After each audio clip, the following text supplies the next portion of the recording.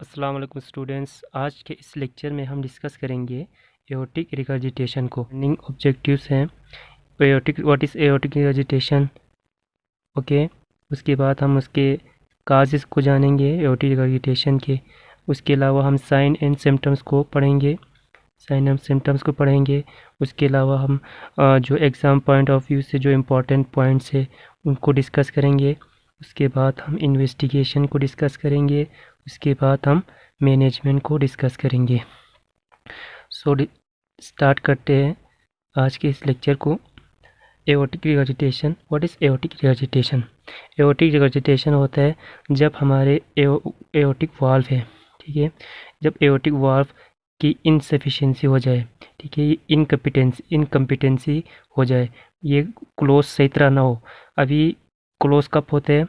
जब हमारे वेंट्रिकल जब रिलैक्स करते हैं, ठीक है। अब पहले तो हमारे वेंट्रिकल में जो ब्लड होता है, ठीक है, लेफ्ट वेंट्रिकल में जब ब्लड होता है वो सिस्टली के दौरान उधर से ब्लड बाहर जा रहा होता है, ठीक है, एओर्टा में। अब डायस्ली के दौरान जब जो वो हमारा लेफ्ट वेंट्रिकल जब रिलैक्स कर रहा होता है, ठीक है, रिलैक्स कर रहा होता है, उस वक्त हमारे जो एओर्टिक वाल्व है वो नॉर्मली क्या होता है, क्लोज हो जाते हैं, ठीक है। जब ये क्लोज ना हो, ठीक है, इनसफिशिएंसी हो जाए इस वाल्व की, तो उसको कहते हैं एओर्टिक रिगर्जिटेशन, ठीक है।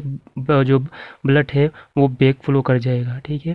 तो उसको इसकी वजह से हमारे पास जो पेशेंट आते हैं उसमें जब ये एक्यूटली प्रेजेंट करते हैं तो उसको sudden onset of shortness of breath हो जाता है, ठीक है, ब्रेथलेसनेस हो जाती है। उसके साथ हार्ट रेट बढ़ जाते हैं उनके उनके उस और कफ कफ विथ चेस्ट पेन, ठीक है, इन साइन के साथ मोस्टली प्रेजेंट करते हैं एक्यूटली। अब हम काजिस को देखते हैं, ठीक है। काजिस को याद रखने के लिए एक निमोनिक है, उसको याद रखिए तो आप ज़िंदगी भर के लिए इस चीज़ को याद रखेंगे कि एओर्टिक रिगर्जिटेशन के काजिस कौन से हैं। तो इसके लिए निमोनिक है Ram, RAAM, Ram sits on aorta, ठीक है, एओर्टा। तो राम इस तरीके से हम याद रख सकते हैं। राम, R means rheumatic rheumatic heart disease, ठीक है, rheumatic heart most common cause होते हैं, ठीक है, मोस्टली रियूमेटिक हार्ट डिजीज़ की वजह से एओर्टिक रिगर्जिटेशन हो सकते हैं। उसके बाद ए से एन्यूरिज्म, ठीक है, एओर्टा है, ठीक है, उसके एन्यूरिज्म की वजह से हो सकते हैं।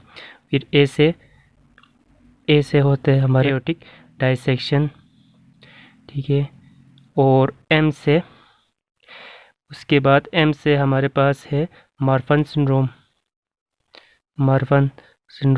उसके बाद एस से है हमारे पास साइफिलिस में एओटाइटिस होता है, ठीक है, उसकी वजह से होते हैं। उसके साथ आई से इन्फेक्टिव एंडोकार्डाइटिस, ठीक है, इन्फेक्टिव एंडोकार्डाइटिस। उसके बाद टी से ट्रॉमा, एओर्टा के ट्रॉमा की वजह से भी इसके जो एओर्टिक रिगर्जिटेशन हो सकती है, ठीक है। तो ये था काजेस ऑफ एओर्टिक रिगर्जिटेशन।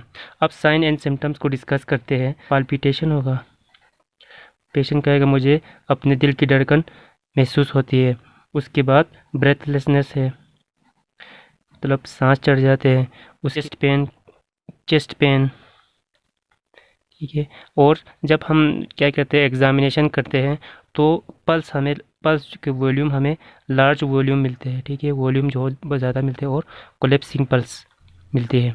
अब हम देखते हैं कि लार्ज वॉल्यूम क्यों होते हैं, क्योंकि जब ब्लड जो है बैक फ्लो करेगा, ठीक है, डायस्ली के दौरान जब दूसरा कार्डियक साइकिल स्टार्ट होगा, ठीक है, तो उस वक्त तो वॉल्यूम बहुत बड़ा होगा इधर, ठीक है, वॉल्यूम पहले की निस्बत पहले भी थोड़ा बहुत रेजिडुअल वॉल्यूम था, और सेकेंड जब दूसरे लंग्स से जो ब्लड आ रहे हैं, ठीक है, उसकी वजह से वॉल्यूम बहुत ज़्यादा बढ़ जाएगा, ठीक है। उस वजह से जो सेकेंड जो कार्डियक साइकिल है उसमें वॉल्यूम बहुत बढ़ जाता है, ठीक है। तो इस वजह से उसमें वॉल्यूम बहुत ज़्यादा इंक्रीज हो जाते हैं, ठीक है।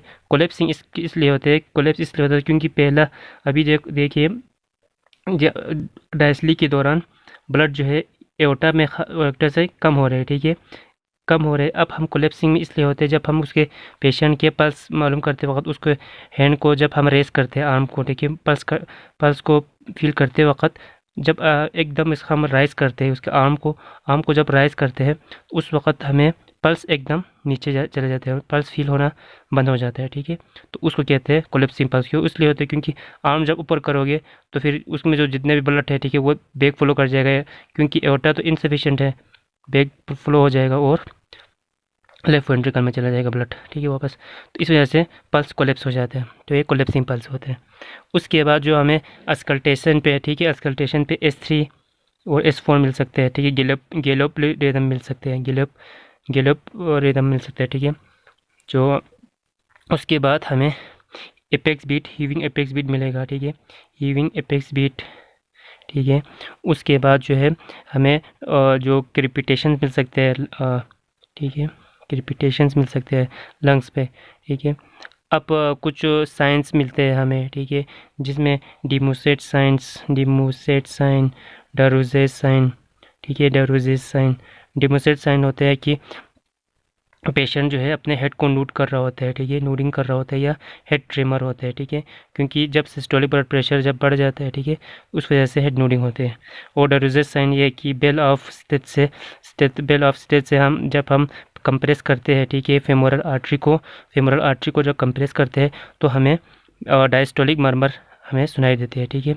उसके अलावा जो हार्ट में जो हमें मेन वो मिलेगा, मर्मर मिलेगा, वो होगा अर्ली डायस्टोलिक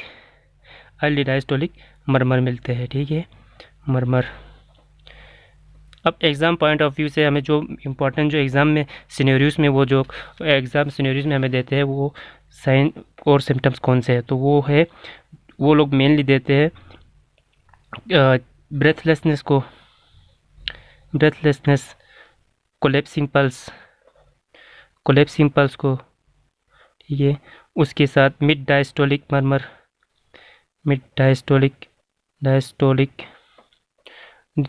मर्मर को, ठीक है। उसके अलावा वो लार्ज वॉल्यूम, ठीक है, लार्ज वॉल्यूम भी देते हैं, ठीक है। कभी कभार वो हीविंग एपेक्स बीट भी हमें ये भी सिनेरियो में कभी कभार दे देते हैं, ठीक है। अब हम डिस्कस करते हैं इन्वेस्टिगेशंस को। इन्वेस्टिगेशन में हमारे जो मेन इन्वेस्टिगेशंस है वो है डॉपलर इको, ठीक है। उसके अलावा हमारे पास है चेस्ट एक्सरे, ECG और कार्डियक कैथेटराइजेशन। एक CVS के जो इन्वेस्टिगेशंस हैं, ठीक है, उनमें इको, चेस्ट एक्सरे और ECG सब में तकरीबन मैक्सिमम 90% में यही तीनों इन्वेस्टिगेशन करना होता है, ठीक है। डॉपलर में हमें मिल जाते हैं डायलेटेड लेफ्ट वेंट्रिकल और रिफ्लेक्स हमें नज़र आ सकते हैं, ठीक है, डॉपलर में, ठीक है, रिफ्लेक्स जो ब्लड के जो रिफ्लेक्स है वो नज़र आ सकते हैं, ठीक है। और जो फ्लटर ऑफ माइट्रल वाल्व भी नज़र आ सकते हैं, ठीक है, माइट्रल वाल्व, ठीक है। अभी एओर्टिक वाल्व की वजह से, एओर्टिक रिगर्जिटेशन की वजह से माइट्रल स्टेनोसिस भी हो सकते हैं, ठीक है। एओर्टिक रिगर्जिटेशन की वजह से माइट्रल स्टेनोसिस हो सकता है, क्योंकि जो ब्लड जेट ऑफ ब्लड है, ठीक है, उसकी वजह से माइट्रल जो लीफलेट है, ठीक है, वो क्लोज हो सकते हैं, ठीक है। इस वजह से उसमें हमें माइट्रल स्टेनोसिस के मर्मर्स मिलेंगे, ठीक है, मतलब अर्ली मिड डायस्टोलिक मर्मर मिल सकते हैं, ठीक है। लेकिन इधर जो हमें मिलता है वो अर्ली डायस्टोलिक मर्मर मिलता है, ठीक है।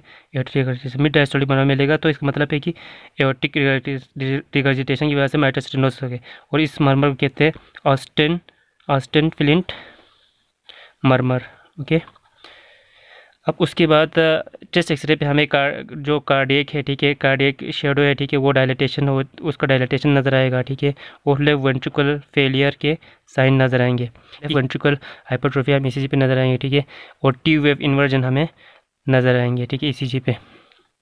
ECG ट्रेसिंग पे हमें लेफ्ट वेंट्रिकल हाइपरट्रोफी और टी वेव इन्वर्जन नज़र आएंगे, ठीक है। कार्डियक कैथेटराइजेशन हम इसलिए करते हैं क्या कि हम एसेस कर सके सीवियरिटी को, ठीक है, सीवियरिटी को एसेस करने के लिए हम कार्डियक कैथेटराइजेशन करते हैं।